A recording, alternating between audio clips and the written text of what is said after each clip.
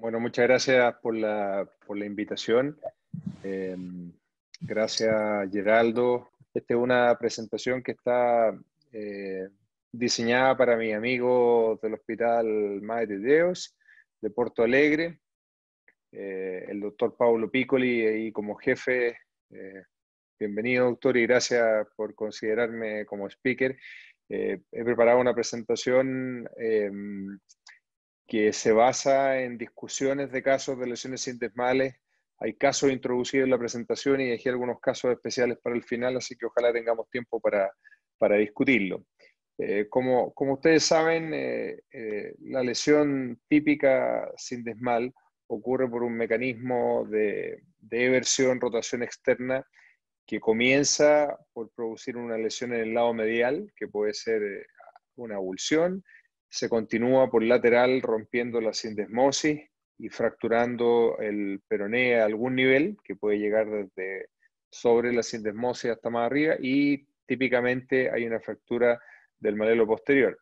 Estas son las lesiones de la sindesmosis más comunes que vemos asociadas a fracturas, pero obviamente hay lesiones de la sindesmosis también aisladas y también hay otro problema que vamos a dejar aparte, que es la lesión de la sindesmosis crónica, que es un problema totalmente diferente.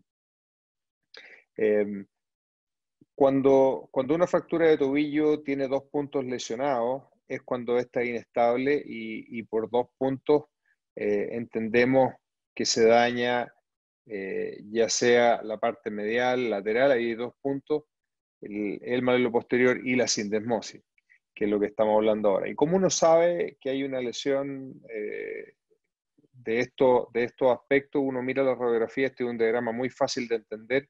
La mayoría de las fracturas de tobillo produce acortamiento y rotación de la fíbula y se pierde el signo de la moneda o el dime o de Shenton, como se llama, entre el proceso lateral del talo y la punta de la fíbula. Y suele esto asociarse a un desplazamiento del talo con la fíbula hacia el lateral.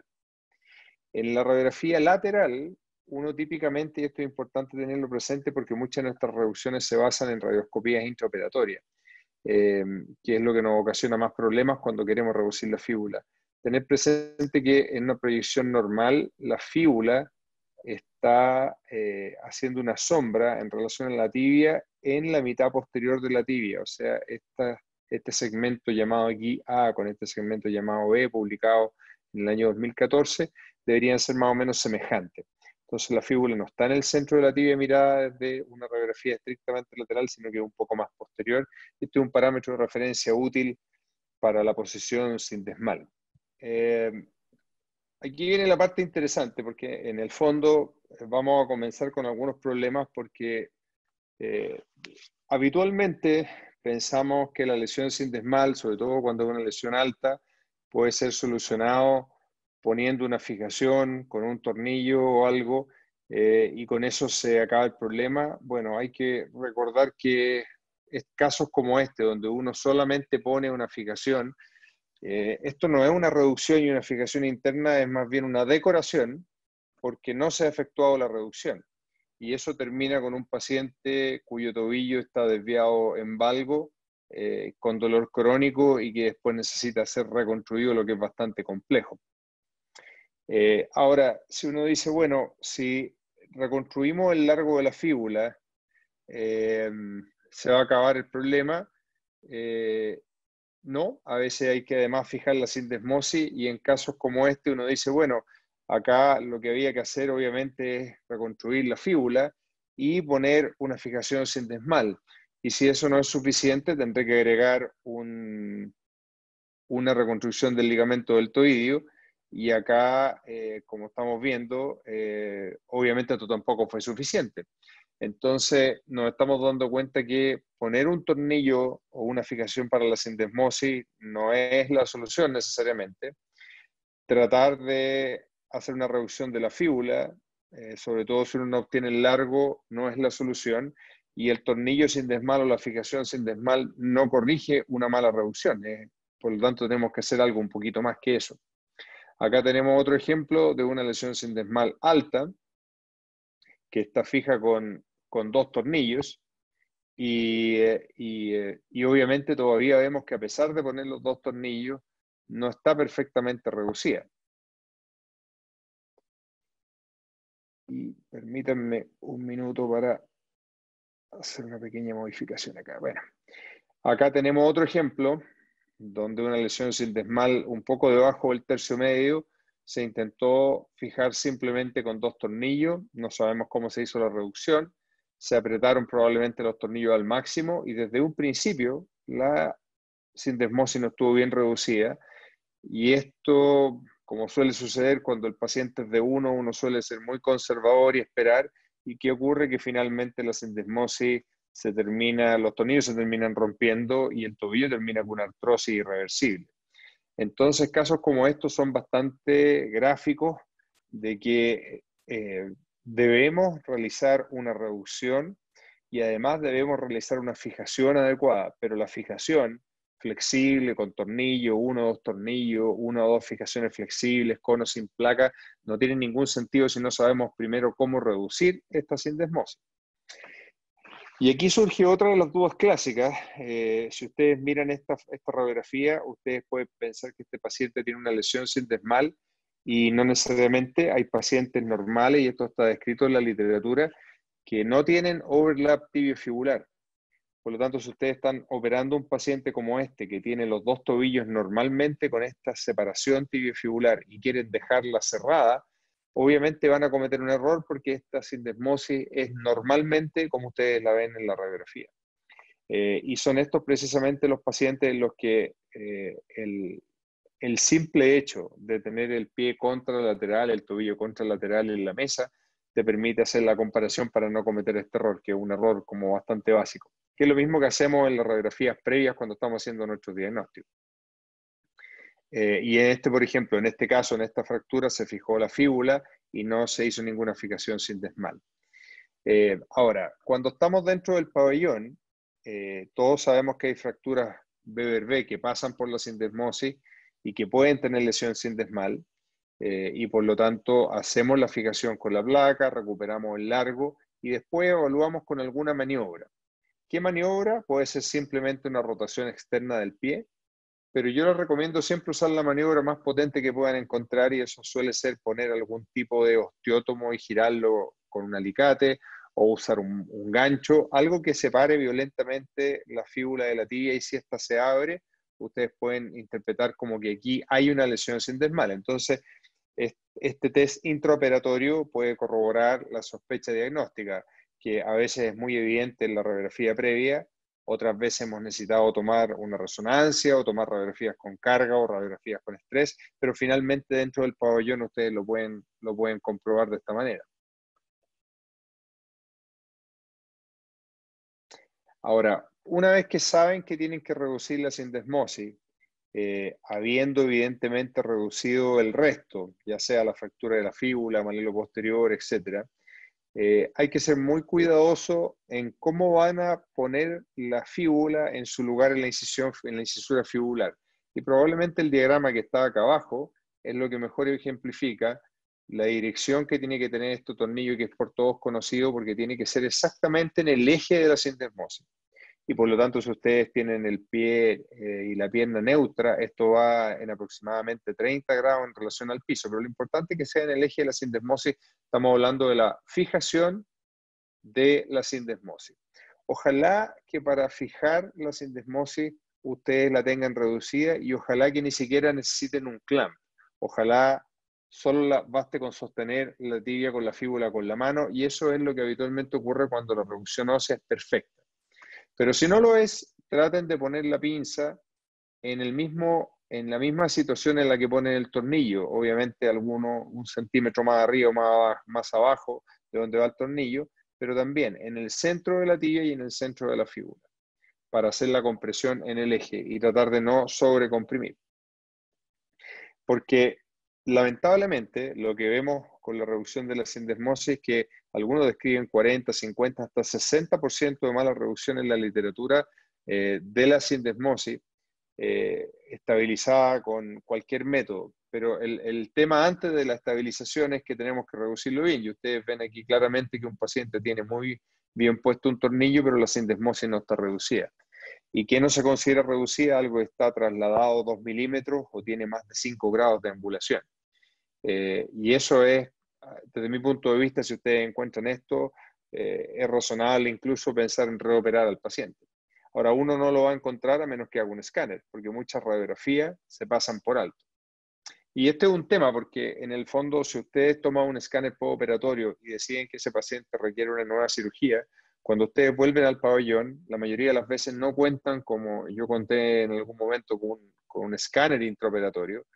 La mayoría de nosotros no cuenta actualmente con un escáner intraoperatorio y tenemos que guiarnos por radiografías y reducciones bien hechas. E insisto, aquí uno reduce bien la fíbula, reduce bien el malelo posterior, y ojalá la sindesmosis se reduzca espontáneamente bien para después hacer la fijación. Y esto es algo que publicamos en el año 2016 en un Foot and Ankle Clinics. Aquí tenemos una fíbula en mejor posición dentro de la incisura fibular. Como les digo, no tiene que tener más de 2 milímetros de traslación anterior o posterior o más de 5 grados de angulación. Y esto es interesante porque aquí les voy a mostrar esta es una inestabilidad crónica de tobillo, pero fíjense al fondo cómo está la fíbula ahí moviéndose en relación a la tibia arriba y el talo abajo. Y fíjense cómo además entramos en el lado medial con el artroscopio. Y esta herramienta diagnóstica, que después la va a mover en un paciente con una lesión aguda, ayuda bastante cuando uno está familiarizado con la imagen que van a obtener en forma normal o esta imagen anormal de inestabilidad medial y de inestabilidad sindesmal. Fíjense cómo aquí está, después de la reconstrucción, como ya la fíbula no se separa y el borde lateral de la tibia se continúa con el borde lateral del talo, que es algo que vamos a ver en una imagen, una lesión aguda. Otro de los detalles importantes para la fijación sindesmal, decíamos, no hay que comprimir, y si bien es cierto, a mí hace muchos años me enseñaron que uno, considerando la forma de cono truncado del talo, un talo que es más ancho en la parte anterior que posterior, uno debería tener el tobillo neutro o con alguna dorsiflexión para evitar fijar el talo con el tobillo en flexión plantar y sobreapretar la sindesmosis. Después de eso se dijo que eso no era tan importante, que lo importante era que la reducción sindesmal fuera la adecuada, pero estudios más recientes vuelven a señalar este aspecto en que de todas maneras uno tiene que tener algún cuidado con la posición en la que fija el tobillo, y razonablemente el tobillo tiene que estar al menos en 90 grados cuando uno lo reduce y lo estabiliza. Ahora, si ya sabemos que tenemos que fijar una fractura de tobillo y una sindesmosis porque es una lesión BBRC, que hay que decir que no todas las fracturas BBRC tienen una lesión sindesmal que deba ser fijada, porque algunas, cuando uno estabiliza el malelo posterior, la sindesmosis queda estable y no hay que reducirlo. En algunos casos, la reducción medial también estabiliza la sindesmosis, pero la mayoría va a requerir fijación directa. Y en general, aquí la discusión, miren este caso, que después de haber hecho la fijación de la fíbula y estabilizar el lado medial, a pesar de ser una lesión BBRC, diríamos todo, tal vez tener límite con la BBRB, pero se probó y no requirió una estabilización sindesmal. Ese es un buen ejemplo. Otro tema importante, y se mencionó, lo dijo Geraldo, dónde uno pone la fijación. Si ustedes ponen la fijación muy abajo, y este es el motivo por qué uno dice que la fijación tiene que ser 2 a 4 centímetros sobre la sindesmosis, porque si ustedes la hacen más distal, pasan a través de la sindesmosis y tienen más probabilidades de generar osificaciones, calcificaciones, de una articulación que requiere cierto movimiento. Razonablemente la sindesmosis después de una lesión va a terminar con algo de cicatriz, va a terminar con algo de rigidez, y ustedes lo que quieren es que ojalá eso sea lo menos posible. Pero si pasan con la fijación a través de la sindesmosis van a producir un daño. Y uno en la radiografía ve dónde está la sindesmosis. Entonces recuerden, independiente del tipo de fijación que van a ocupar, la fijación debe ir sobre la sindesmosis, y por eso uno en general dice 2 a 4 centímetros, que es uno de los aspectos controvertidos cuando uno decide fijar la sindesmosis, a qué altura. Pero tienen que entender el motivo de esto, para que no se queden con la idea que estos 2 a 4 centímetros salen de la nada. En un paciente serán 2, en otros serán 3, en otros serán 4. Cuando ustedes hacen una reducción de la fíbula, y esto también es interesante, si ustedes van a fijar la sindesmosis, uno planea típicamente, y esto ustedes lo saben, dejar algún orificio para fijar la sindesmosis un orificio disponible. Y ese orificio lo queremos idealmente a la altura por encima de la sindesmosis como estamos conversando, por lo tanto uno reserva uno de estos orificios. Es importante no comprometer la orientación de la fijación sindesmal por la posición de la placa, porque como conversamos, ya que el tornillo va en 30 grados de posterior a anterior, si la placa no tiene una ubicación correcta, ocasionalmente un tornillo pudiera quedar con la cabeza muy prominente, sobre todo un tornillo estándar tipo O con la cabeza redonda, porque uno lo angula y queda esto en relación a la placa queda prominente. Ahora, si la fijación está más proximal, la fijación sindesmal puede ser separada de la placa, por supuesto, o también la otra opción es que uno prolongue la placa, aunque no sea estrictamente necesario, para poner el tornillo sobre la placa, porque esto disminuye el estrés sobre la sindesmosis. ¿Qué es lo que uno hace cuando pone tornillo aislado? Se pueden poner tornillos aislados en pacientes con hueso sano. Si el hueso se considera osteoporótico, probablemente uno debería poner la fijación siempre con una placa. Y esto hablando de fijaciones clásicas aún con tornillo, pero vamos a ver cómo esto se extrapola a las fijaciones flexibles. ¿Qué pasa si la lesión sindesmal es muy alta? Aquí hay un tema que es bien interesante porque nuestra tendencia es en lesiones sindesmales altas simplemente a poner tornillos y no a fijar la fíbula, pero hay que tener presente que la fijación que haga debe recuperar de todas maneras el largo y la rotación de la fíbula. Y esa, como vamos a ver más adelante, el largo es difícil recuperarlo con una fijación flexible, pero sí tal vez con una combinación entre fijaciones flexibles y rígidas o solo con fijaciones rígidas. Hay algunos autores que preconizan que uno debería siempre fijar la fíbula aunque la fractura sea muy alta, y hay autores que fijan lesiones tipo Mesonev como esta. Pero el consenso en general es que uno fija fracturas de la fíbula hasta el tercio medio, parecida como está esta, para poder recuperar el largo y la rotación precisa de la fíbula. Si no, uno comete errores de este tipo. Si simplemente, como vimos antes, uno pone un tornillo, la lesión sindesmal parece bien corregida, pero no está bien corregida, y obviamente aquí hay un malleolo posterior y se obviaron algunos aspectos importantes de la lesión y por eso se comete el error que termina en algo irreparable como una artrosis.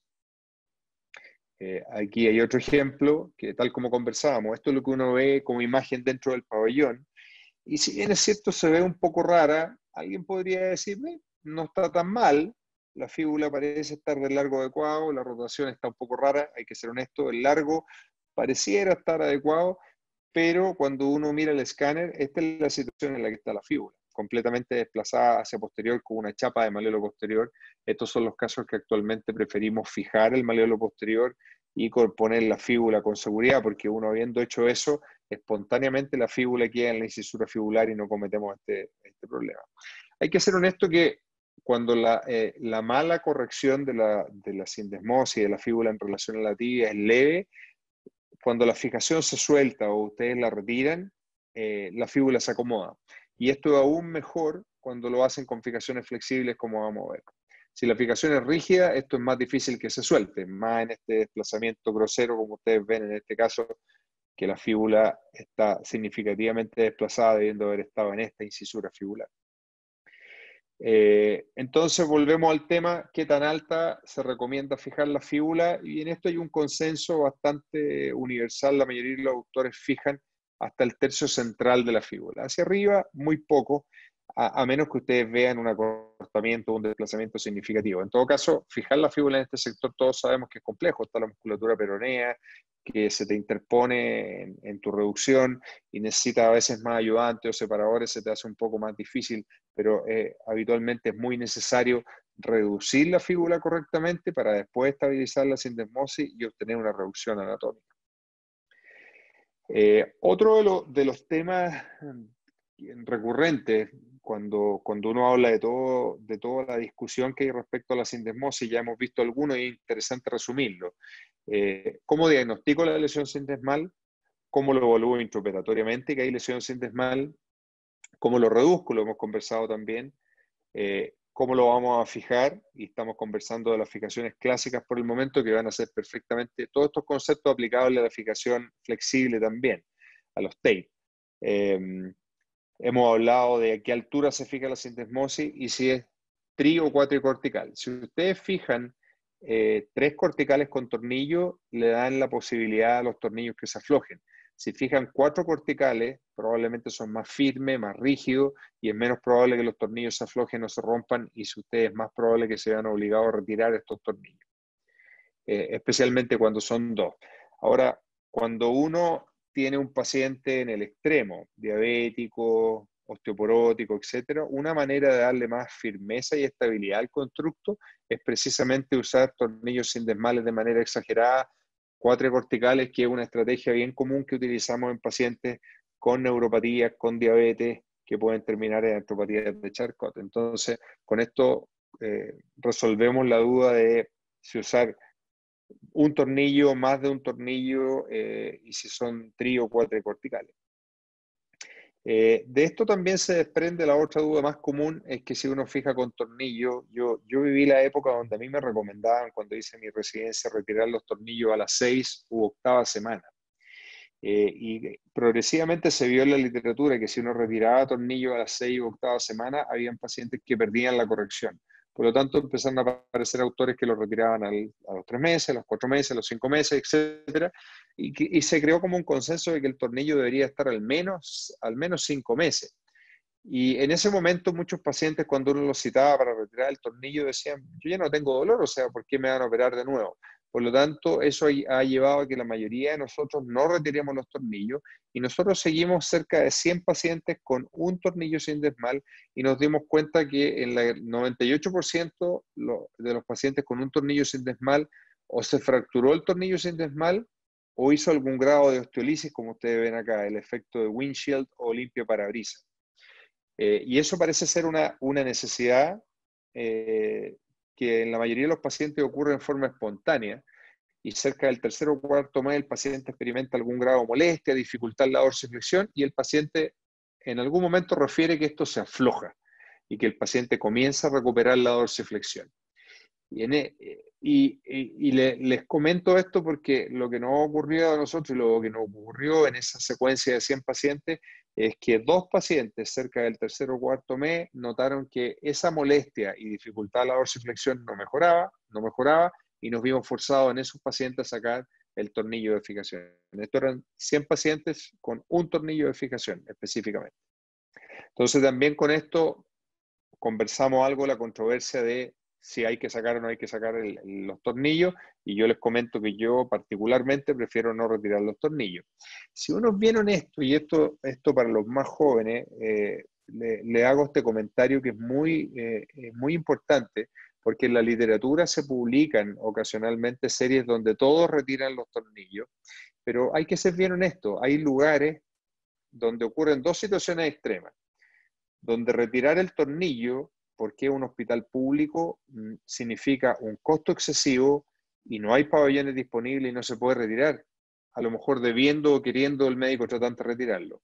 Y hay otros lugares donde ocurre un efecto perverso, en donde existe un incentivo para que el cirujano retire un tornillo porque cobra dinero por retirarlo. Entonces, algunas series muestran retiros significativos, pero si uno investiga bien, ocasionalmente están motivados por un sentido económico, y otros lugares no pueden retirar los tornillos motivados u obligados por motivos también económicos en el sentido contrario, no tienen pabellones disponibles para retirar los tornillos. Entonces, la verdad del asunto es lo que estamos conversando ahora. Fíjense este paciente, un paciente de sexo masculino, 19 años, joven, deportista, al cual se le pone esta fijación de la fíbula, que puede ser discutible si está correctamente recuperado el largo y la rotación. Uno mira la fíbula y parece que estuviera adecuada, y esa fijación sindesmal, pero después produce fallas, pérdida de corrección. Entonces el problema sigue estando. Y precisamente aquí es donde aparece la fijación flexible, que en la literatura, y creo que este diapositivo lo resume mejor, interesantemente, primero aparecieron estudios biomecánicos que demostraban que la fijación flexible era igual de estable que la fijación con tornillo, punto a favor. Pero aparecieron estudios como estos que demuestran que interesantemente la reducción de la fijación flexible parece ser mejor que la fijación con tornillo. Y aquí no quiero sembrar un concepto equivocado, porque la reducción no la hace la fijación, la hace el cirujano. Pero la fijación flexible razonablemente, cuando ustedes traccionan los hilos, lleva la fíbula espontáneamente a una mejor posición en la incisura fibular, lo que tiene sentido.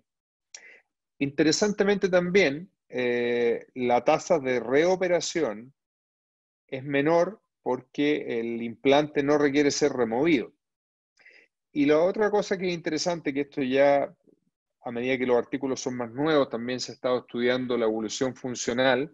Razonablemente una fijación flexible que permite algo de movilidad desde un principio, evita que el paciente tenga que batallar con una fijación rígida para recuperar sus rangos de movilidad. Recuerden que la sindesmosis es una articulación que tiene movimiento, y si este mínimo movimiento controlado y protegido por una fijación flexible impide que pase más allá del rango anatómico, razonablemente la fijación va a ser mejor y va a permitir cierta movilidad que para el paciente se puede traducir en esto, un resultado funcional mejor. Entonces son puntos a favor de la fijación flexible, y por esto la fijación flexible ha ganado popularidad en la mayoría de los autores, a pesar de que hay que reconocer que la fijación flexible tiene un costo mayor que simplemente poner un tornillo. La fijación flexible, como ya lo mostró Geraldo, si uno solo realiza una fijación flexible, se puede hacer con una técnica bastante mínimamente invasiva, es bastante simple, demora pocos minutos, y en muchos casos simplemente usamos un tape. Ahora, si el paciente tiene osteoporosis, hemos visto casos de fracturas por estrés de la fíbula, y para esto hay que ser cuidadoso de realizar una vez más la fijación en el eje de la fíbula y no probar varios orificios ni equivocarse mucho, y por eso viene con una aguja guía para uno encontrar el punto correcto, porque si uno además agranda el orificio, el riesgo de fractura de la fíbula es mayor.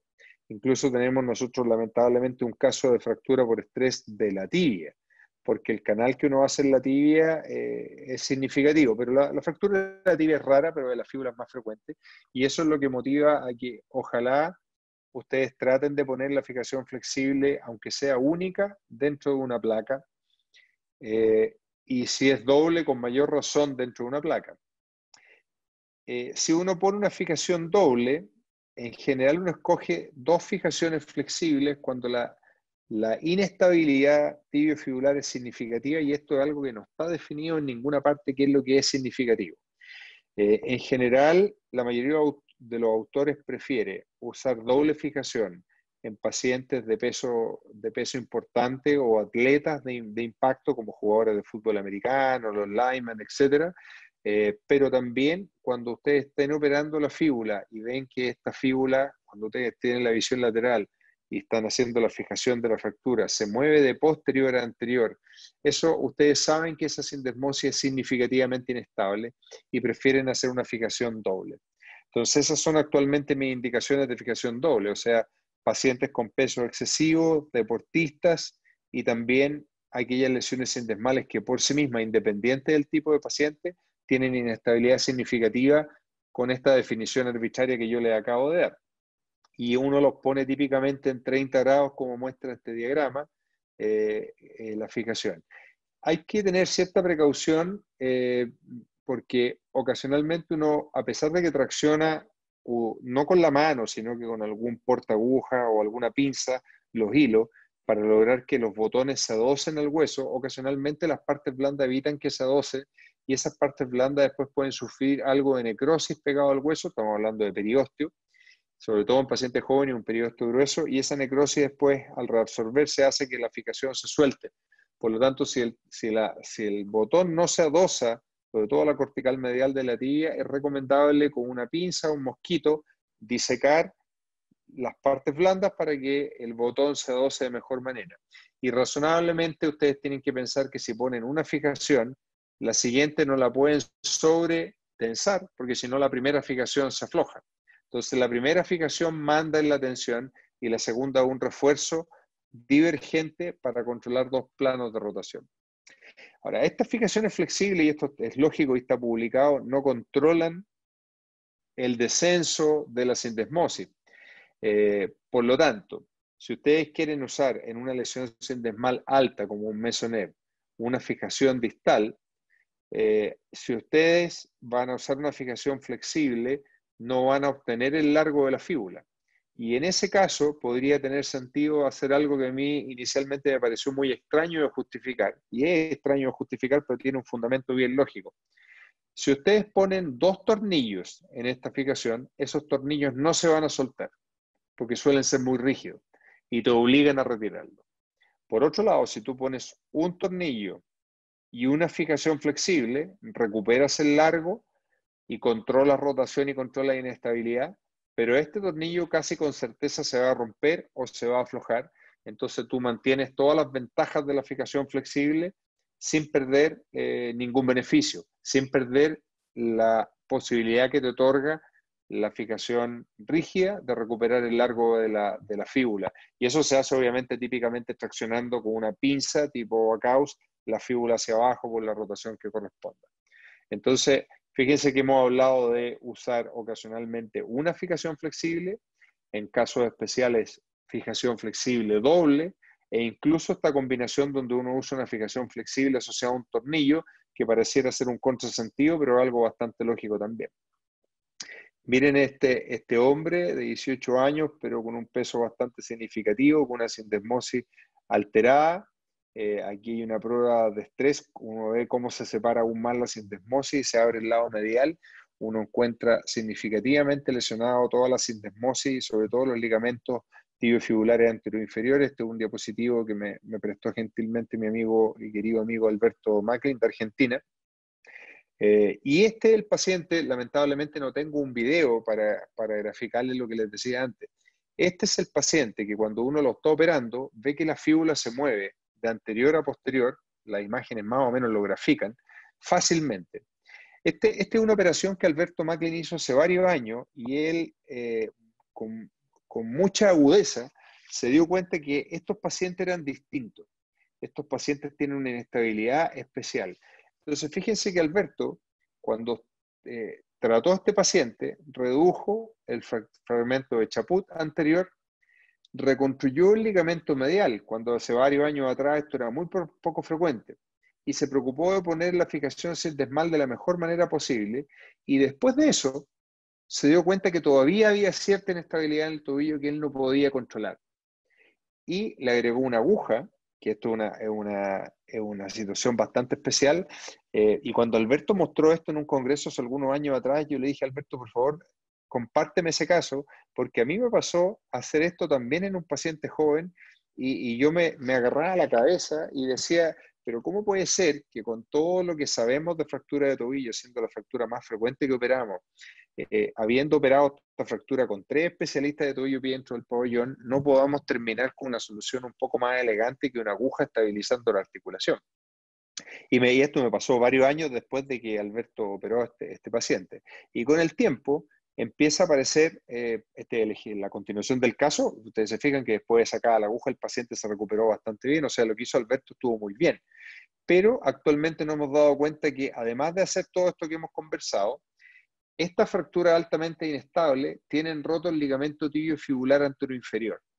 Y en el último tiempo han aparecido estudios donde se sugirió, fíjense que este es del año 2012, donde ya se sugirió que uno tal vez debería suturar directamente el ligamento tibio fibular anteroinferior en estos pacientes con inestabilidades severas. Obviamente estas suturas son complejas de realizar, o sea, suturar la sindesmosis o suturar estos ligamentos, obviamente que terminan muchas veces siendo suturas muy blandas, muy poco resistentes. Y es por eso que Geraldo les mostró la alternativa de poner un tape o una amarra estable que va desde la placa o por separado, fijado con tornillos, el mismo, un tape de un material parecido a la fijación de la sindesmosis, de esta manera, como muestra el ejemplo, para estabilizar la sindesmosis, fijando el ligamento tibio fibular anteroinferior. Aquí hay un ejemplo, y esto sí técnicamente es más fácil, es más lógico y da más tranquilidad, y probablemente este tipo de fijación, además de la correcta reducción de la fíbula, de la fijación sindesmal adecuada con una fijación flexible idealmente. Esto otorga más tranquilidad para esas lesiones que son muy inestables y así uno evitaría llegar al extremo que parece casi ridículo como tener que poner una aguja que fije la tibia con el talo. Ahora, aquí vamos a entrar en dos temas que tienen cierta controversia y que están relacionados con la lesión sindesmal, porque ¿qué parte de esta diástasis tiene que ver con la lesión sindesmal y qué parte tiene que ver con el ligamento del tobillo? La mayoría de nosotros hemos aprendido que cuando uno reduce la sindesmosis, el ligamento del tobillo sigue roto y queda en su posición y no necesita una reparación dirigida. Pero el grupo de Duke, liderado por Jim Nally y Mark Kisley, propusieron que si uno reducía la lesión medial, obviamente no la lesión ósea, sino que la lesión ligamentosa, y suturaba el ligamento del tobillo, muchas veces no tenían que estabilizar la sindesmosis. Ahora, como todas las cosas en la literatura, cuando esto aparece, y conociendo la personalidad de mi amigo Jim Nally fue categórico, y yo lo escuché muchas veces decir, y esto evita absolutamente la necesidad de fijar la sindesmosis. Esas eran sus palabras exactas. Pero obviamente cuando uno conversaba con Jim Nally y le preguntaba a Jim, a ver, es cierto que en la radiografía el ancla se ve bastante firme, pero tú puedes dar fe o puedes asegurar que la sutura de los hilos que salen de esa ancla van a estabilizar esto realmente. Acuérdense que la abulsión del ligamento del tobillo habitualmente es del malleolo medial, por lo tanto es raro poner un ancla en el talo, puede ser, pero es más raro. Entonces ustedes lo fijan en el espacio intercolicular y con esto suturan el ligamento del tobillo superficial, raramente algo del profundo. Entonces, sustituir la fijación sindesmal solamente por el hecho de reparar el lado medial suele ser algo un poco pretencioso y son pocos los autores que mantienen esta conducta actualmente.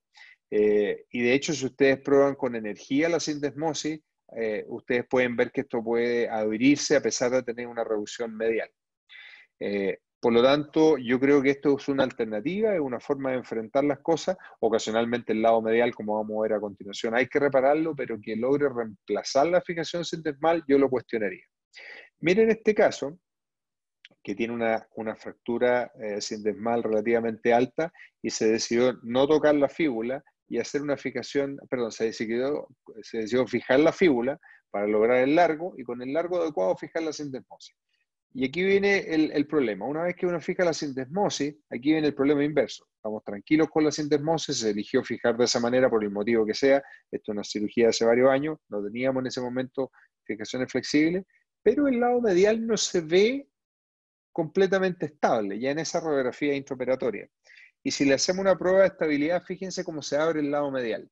Entonces uno ve que la sindesmosis no se abre, pero el lado medial sí, y eso motiva a una reparación directa del lado medial. Entonces aquí la secuencia es al revés, que es lo que yo siempre sugiero. Hacer las fijaciones óseas, malleolo posterior, malleolo lateral, después de eso evaluar la sindesmosis, si la sindesmosis aún se abre, fijarla y estabilizarla en la posición correcta, y después de eso evaluar el ligamento del tobillo. Si eso sigue inestable y ofrece duda, agregar la reparación del ligamento del tobillo.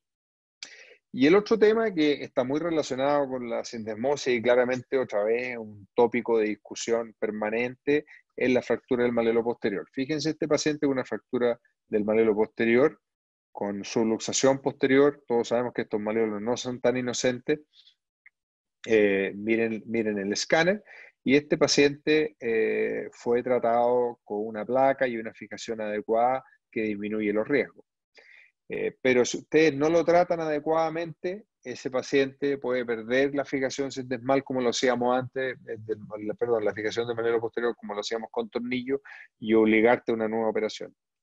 Ahora les voy a mostrar un ejemplo simple de un futbolista profesional que me tocó operar hace unos meses atrás, que sufre una lesión en un partido. Ahí ustedes lo van a ver. De lejos cuesta ver la lesión, pero si ahora acercamos la imagen, ustedes van a ver cómo la lesión es bastante violenta porque el pie queda fijo en el piso, trabado con las piernas del otro jugador y él rota violentamente sobre un pie fijo en el piso. Y el manager me llama y me dice que el paciente tiene una fractura del peroné. Y obviamente para cualquier traumatólogo entrenado, esto no es una fractura de peroné. Yo he visto fracturas de peroné a estas alturas, pero son por golpes directos, cuando llega la patada, y esas suelen ser transversales y no espiroides. Y obviamente una fractura del peroné no tiene lesión de tobillo, y este paciente tiene una lesión de tobillo porque está abierto el espacio medial. Y eso lo pudimos comprobar tomando un escáner con carga, que es una herramienta útil también, un escáner con carga comparativo que te permite ver cómo hay diástasis tibiofibular comparando con el otro lado. Y en estos pacientes en particular son los que yo prefiero hacer una artroscopía, que es otro de los puntos discutibles. Fíjense la artroscopía, cómo uno puede entrar con el shaver en la sindesmosis. Ahí estamos empujando la fíbula, aquí está el talo abajo, arriba está la tibia, y cómo podemos entrar con el shaver directamente en la sindesmosis, como se ve también en este video. Miren, ahí vamos a entrar con el shaver en la sindesmosis, lo que no es normal. Pues normalmente la sindesmosis tiene aquí sus ligamentos tibiofibulares anteroinferiores o el ligamento de Basset, que es la porción más inferior, y uno no logra entrar. Y la otra cosa interesante, y aquí sí estamos hablando de una lesión aguda, fíjense en esta imagen donde la tibia sigue, el borde lateral de la tibia está aquí y el borde lateral del talo está acá.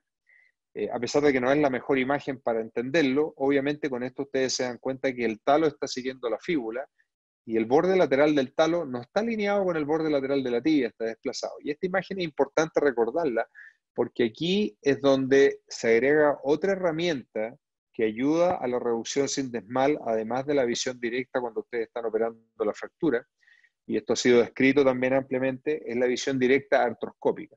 Y la artroscopía tiene otra ventaja: ustedes diagnostican la lesión sindesmal y les va a servir para la reducción, va a servir para liberar y debridar detritos. Fíjense cómo aquí la sindesmosis se abre ampliamente con un palpador. Aquí hicimos varias pruebas en este paciente precisamente para tener mejores referencias cuando hiciéramos la reducción. Y la artroscopía te permite ir al lado medial también. Y fíjense que aquí, ocupando el criterio de Hintermann, si uno puede entrar con el artroscopio 4.0 a este espacio, quiere decir que este espacio está inestable, que hay inestabilidad medial significativa. Y no solo eso, sino que si siguen con el artroscopio hacia distal, se van a dar cuenta que aquí está el talo, el malelo medial está a la derecha, vemos que llegamos a la punta del malelo medial, restos del ligamento del tobillo superficial, el profundo se apreciaba al fondo y el malelo medial está completamente denudado. Entonces este es el paciente donde después de esta artroscopía rápida de 15 minutos, uno ya planifica una reducción sindesmal, de preferencia fijación flexible, con doble asa, y una reconstrucción del ligamento del tobillo con un ancla, como es el ejemplo que estábamos mostrando acá. Entonces, aquí hay un ejemplo típico en el cual yo usaría una placa con una fijación sindesmal doble en 30 grados divergente, y agregaría la reconstrucción del ligamento del tobillo, en este caso con un ancla en el espacio intercolicular. Y fíjense después de la reducción como la fíbula ya no se separa, es mucho más estable. Y la otra cosa interesante, fíjense como la tibia ahora sí continúa con el borde lateral del talo. Y ya no podemos entrar a la sindesmosis, lo que nos da una tranquilidad que nuestra reducción es estable y probablemente bastante cercano al anatómico. Y si seguimos mirando ahora hacia medial, fíjense que aquí está el talo, aquí está el malelo medial, ya no podemos entrar al espacio. El espacio ya está cerrado, lo podemos ver, pero nuestro artroscopio y el shaver no pueden entrar, lo que también nos da la tranquilidad que hemos cerrado y estabilizado el espacio medial. Y ahí está la radiografía. Ya que el título de esta charla era, y me pidió Geraldo que específicamente me concentrara en eso, cómo usar la fijación flexible, voy a resumir diciendo que yo uso fijaciones flexibles aisladas en la mayoría de los casos. 2, cuando hay esta inestabilidad severa, como las definimos en algún momento, y prefiero eso hacerlo con una placa. Y en casos especiales uso el tornillo y la fijación flexible combinada cuando la fibra está cortada. Debo señalar que, como les dije antes, la fijación doble también la ocupan pacientes con peso excesivo o atletas, como el caso que les mostré recién. Entonces, todas estas combinaciones son posibles. Miren este ejemplo que operamos, fue una de nuestras primeras fijaciones flexibles que utilizamos hace varios años atrás. Y fíjense el paciente Hicimos la fijación flexible, la reducción del malelo medial, y miren lo que nos pasó. Y en este caso cometimos un error técnico con la fijación flexible y la perdimos. Y este paciente tuvimos que, fíjense, esto es absolutamente inaceptable, después de, no me acuerdo cuánto eran, 3 semanas o algo por el estilo, y tuvimos que reoperarlo, y en este paciente usamos esa fijación flexible combinada con el tornillo. Por lo tanto, no se confíen, una fijación la más cara o la mejor de las tecnologías en una placa no es suficiente, sino que lo que ustedes necesitan es aplicarlo de manera correcta. Por lo tanto, la lesión sindesmal debe ser diagnosticada preoperatoria o intraoperatoria con agresividad y en forma dirigida con estas maniobras distractivas. Una vez que uno fija el malelo lateral con el largo y rotación correcto y fija el malelo posterior, ustedes deciden si esa lesión sindesmal va a requerir una fijación dirigida. Si el lado medial está dañado, habitualmente no requiere reparación a menos que se termine abriendo después de fijar todo. Como les decía, pacientes con peso elevado o sometidos a alto impacto como los atletas, tornillos tricorticales 2 o, mejor aún, la fijación flexible. Yo estoy convencido sin ninguna duda que la fijación flexible, y esto es la opinión de la mayoría de los autores alrededor del mundo, ha reemplazado la fijación con tornillo, aunque hay que reconocer que esto le agrega un costo especial y por lo tanto todavía seleccionamos nuestros pacientes porque no todos pueden acceder por costo, pero yo prefiero a cualquier paciente utilizar una fijación sindesmal flexible.